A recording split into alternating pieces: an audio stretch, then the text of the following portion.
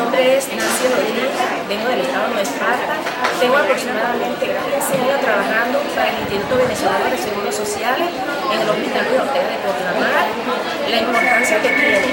que la directiva del Colegio de Odontólogos preste estos cursos de actualización para la higienista dental es que a través de ellos tenemos más conocimiento para realizar una buena labor como higienista, y actualmente me recibí el técnico superior en higiene bucal, mención higiene bucal por la Universidad Gran Mariscal de Ayacucho, que me sirve más de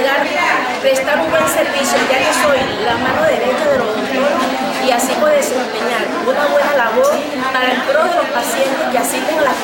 la consulta odontológica a nivel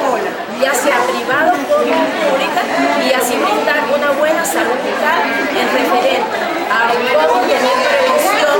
a los pacientes que acuden a las diferentes especialidades de la odontología a nivel nacional,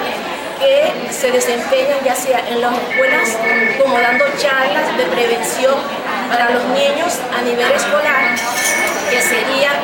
el desempeño que cumplimos nosotros como las higienistas dentales, ya que somos la mano derecha, como lo repetí ahorita, en la salud bucal, como una buena labor para en pro de la comunidad en general.